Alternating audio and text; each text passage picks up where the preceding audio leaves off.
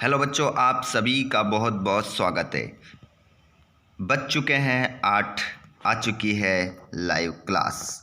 आ चुके हैं आप सभी के लिए लाइव क्लास को लेकर।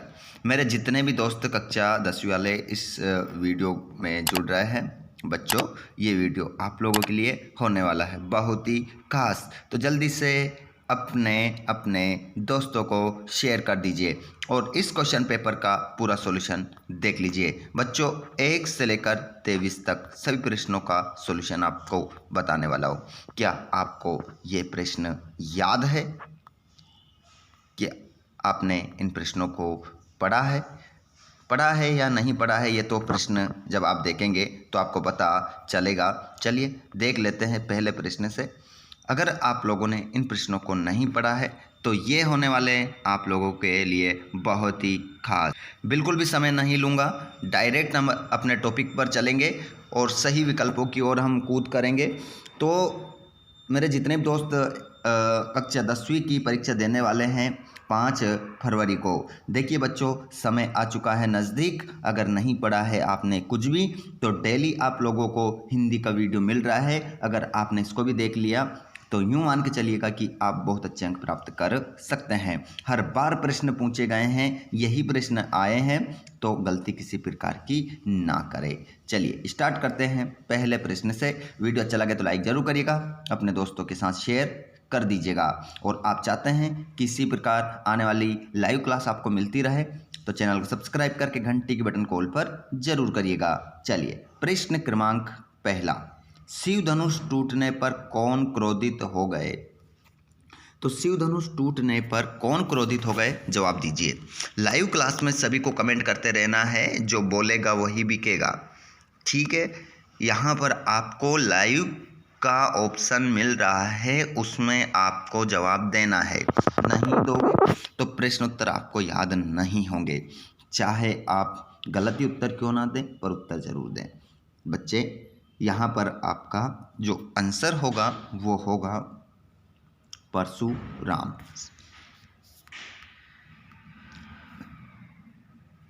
प्रश्न नंबर 2 देख लीजिए बच्चों। रीतिकाल को कितनी काव्य धाराओं में विभाजित किया गया है? ऐसे क्वेश्चन है, बिल्कुल आप लोग पढ़ेंगे और आपको पेपर में देखने को मिलेंगे। ऐसे क्वेश्चन है ये कि आपने कभी पढ़े भी नहीं होंगे, ऐसे ही पेपर में आएंगे। ऐसा नहीं है कि आपसे यही पूछ लेगा, सारे क्वेश्चन संधि समास से ही पूछ लेगा, जी नहीं, पूरे सिलेबस से क्वेश्चन आएगा, किसी भी कोने से क्वेश्चन आ सकता है। तो रीतिकाल को कितनी काव्य धाराओं में विभाजित किया गया है? आंसर हो जाएगा आपका 3 आपका आंसर होगा।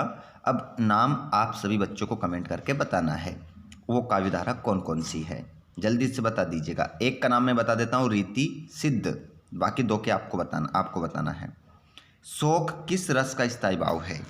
यहाँ पर पूछ रहा है कि शोक किस रस का स्थायी भाव है। तो शोक किस रस का स्थायी भाव है, तो यहाँ पर जो आंसर होगा वो होगा करुण। करुण आपका करेक्ट आंसर हो जाएगा। भोलानाथ अपने पिता के साथ कौन सा खेल खेलते थे? तो भोलानाथ जो था अपने पिता के साथ कौन सा खेल खेलते थे, बताइए, जवाब दीजिए। कबड्डी खेलता था, फुटबॉल, शतरंज, कुश्ती, जल्दी से जवाब दीजिए।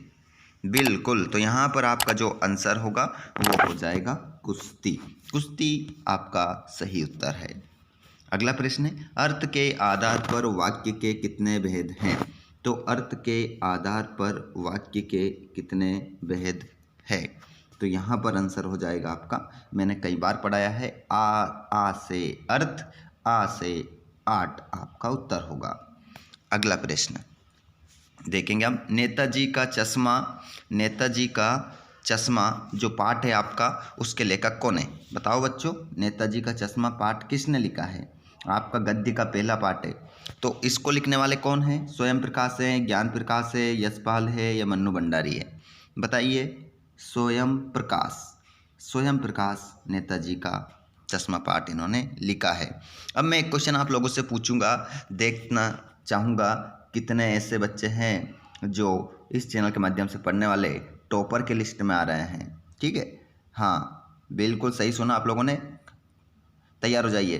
प्रश्न का जवाब देने के लिए। ऑल स्टूडेंट बताएंगे, ठीक है, कमेंट बॉक्स में। जो दोस्त लाइव क्लास में नहीं जुड़ पाए हैं वो किस में बताएंगे भैया? आप लोग बताएंगे कमेंट बॉक्स में, है ना, अगर लाइव क्लास में आप नहीं जुड़ पाए थे तो। नेताजी का चश्मा जो पाठ लिखने वाले हैं स्वयं प्रकाश, स्वयं प्रकाश का जन्म कब हुआ बताइए, और कहाँ हुआ? ये दो प्रश्नों के उत्तर आप लोगों को देना है, कब हुआ और कहाँ हुआ। अगला प्रश्न है रिक्त स्थानों की पूर्ति कीजिए। पहला प्रश्न पढ़ लीजिए इसमें। उत्साह कविता में को संबोधित किया गया है, बताइए किसको किया गया है, सागर को या बादल को? जवाब दीजिए, इंतजार कर रहा हूं मैं आप लोगों का, सभी का जवाब आना चाहिए। उत्साह कविता में किसको संबोधित किया गया है? बिल्कुल, देखो समय ना लेना है भैया, इतना समय नहीं लेना है, 10 मिनट में वीडियो खत्म करना है ना। पूरी लाइव क्लास, पूरा पेपर का सोल्यूशन हमें 10 मिनट में देखना है, नहीं तो दिक्कत आ जाएगी। चलिए, बिल्कुल आप सभी का स्वागत है, बहुत बहुत स्वागत है सभी लाइव क्लास में जुड़ने वाले। और जो दोस्त हमारे ऐसे हैं जो लाइव क्लास में नहीं जुड़ पाते हैं, आपका भी स्वागत है बच्चों, कोई दिक्कत नहीं है। वीडियो रिकॉर्डेड आपको मिल जाता है, उसमें भी आप आनंद ले सकते हैं, अच्छे अंक प्राप्त कर सकते हैं। चौपाई एक मात्रिक छंद है, बताइए कैसा, विषम या सम? बताइए कैसा, चौपाई एक कैसा छंद है? तो इसमें आपका जो आंसर होगा बच्चों वो है सम, सम आपका करेक्ट आंसर हो जाएगा। अगला प्रश्न है मन्नू भंडारी का जन्म मध्य प्रदेश के गांव में हुआ, बताइए कौन से गांव में हुआ? जल्दी से बताइए, बहानपुरा या आलमपुरा? बिल्कुल आपका आंसर है बहानपुरा, बहानपुरा आपका उत्तर सही होगा। अगला क्वेश्चन, जिसके समान दूसरा ना हो उसे कहते हैं, तो जिसके समान कोई दूसरा ना हो उसे कहते हैं अद्वितीय, अद्वितीय उसे कहते हैं। अगला प्रश्न, गंतोक का अर्थ है, बताइए क्या होता है गंतोक का अर्थ? जवाब दीजिए, गंतोक का अर्थ क्या होता है? जवाब दीजिए। बिल्कुल क्या हो जाएगा, पहाड़ आपका सही उत्तर हो जाएगा। वाच्य के भेद होते हैं, बताइए वाच्य के कितने भेद होते हैं? तो वाच्य के जो भेद होते हैं वो होते हैं 3, नाम आप लोगों को मुझे बताना है। चलो लाइव क्लास में कमेंट कर दो भैया, लाइव वाले जितने भी लाइव जुड़ रहे हैं वो सभी मुझे कमेंट कर देंगे।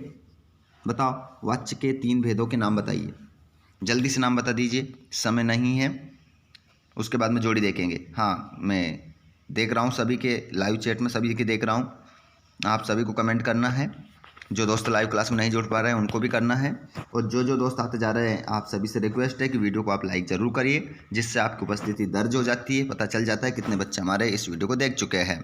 ठीक है, पसंद नहीं है आता है वीडियो तो कोई दिक्कत नहीं है, डिसलाइक भी आप कर सकते हैं, स्वतंत्र हैं आप, बिल्कुल कोई दिक्कत नहीं है। तुम्हारी दंतुरित मुस्कान पाठ किसने लिखा? नागार्जुन। काव्य की शोभा बढ़ाने वाले धर्म अलंकार। रामचरितमानस महाकाव्य। नाच न जाने आंगन टेढ़ा लोकोक्ति। लखनवी अंदाज नवाब साहब। बेहरी फुटेला फिर मिलेंगे। ये जोड़ी हो गई, उसके बाद में सत्य फत्य पे आ जाइए। बाल गोविंद भगत की आयु 50 वर्ष थी, तो इसका आंसर क्या लिखोगे आप? असत्य लिखेंगे। क्या लिखेंगे? असत्य, क्योंकि लगभग वो कितने वर्ष के थे? 60 वर्ष के, असत्य लिखेंगे। सीता स्वयंवर में राम लक्ष्मण मुनि विश्वामित्र के साथ गए, सत्य, इसका आंसर क्या लिखोगे? सत्य लिखोगे, है ना। तीसरा, रीढ़ नरकट एक प्रकार की घास से बनाई जाती है, बिल्कुल, तो ये भी क्या हो जाएगा? सत्य हो जाएगा। तीसरा क्या हो गया आपका? सत्य। दोहा चंद में 16 मात्राएं होती है, तो इसका आंसर क्या हो जाएगा? सत्य, क्योंकि दोहा चंद में 24 मात्राएं होती है, तो ये बात गलत है, तो असत्य लिखेंगे इसके लिए। सज्जन में स्वर संधि है, तो इसका आंसर भी क्या हो जाएगा? सत्य हो जाएगा, क्योंकि सज्जन में व्यंजन संधि है। अगला प्रश्न, हिरोशिमा कविता अज्ञे द्वारा लिखी गई है, सत्य, इसका आंसर क्या होगा? सत्य। ठीक है, चलो आगे बढ़ जाते हैं, अगले प्रश्न की ओर बढ़ते हैं। एक शब्द एक वाक्य में उत्तर देना है, चलो दे देते हैं। दशानन में कौन सा समास है? तो दशानन में जो समास है आपका वो है बहुव्रीहि समास। कौन सा? बहुव्रीहि समास आपका सही उत्तर होगा। पंथा का क्या अर्थ है? पंथा, पंथा का क्या अर्थ है आपको बताना है। जल्दी से जवाब दीजिए, क्या अर्थ है? आंसर फिर मैं आपको बताऊंगा। लाइव क्लास में देखना चाहता हूँ कितने बच्चे इसका जवाब देंगे। पंथा का क्या अर्थ है? प्रत्येक बच्चे का कमेंट आना चाहिए, रुकना नहीं चाहिए। प्रत्येक बच्चे की उंगलियां चलना चाहिए। भैया आप तमाशे मत देखा करो, कमेंट करा करो। आप लोगों के लिए ये वीडियो है तो आप लोगों को कमेंट करना है, सभी को करना है, एक से नहीं बोल रहा हो। बिल्कुल। तो पंथा का जो अर्थ होता है वो होता है रास्ता। क्या होता है? रास्ता, मार्ग या राह, मार्ग या फिर राह, रा, ये तीन में से एक लिख सकते हैं आप। गुरुत्वाकर्षण के सिद्धांत का आविष्कार किसने किया? तो आपका आंसर बताओ क्या होगा? इतना मैंने लिख दिया, बाकी आप लिख दो। क्या होगा? न्यूटन। अगला प्रश्न देखिए, दशवरस कौन सा है? बताइए कौन सा है?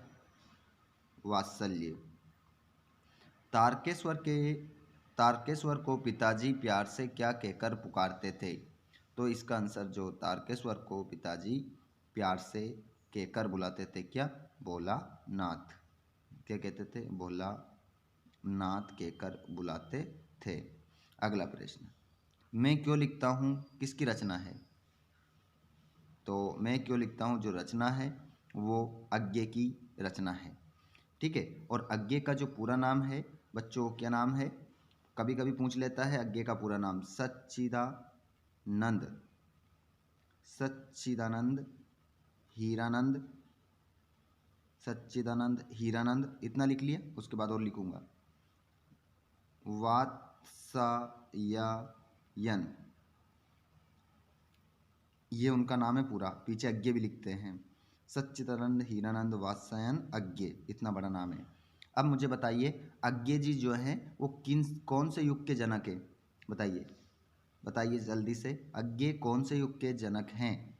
इसका जवाब आपको कमेंट बॉक्स में लिखना है।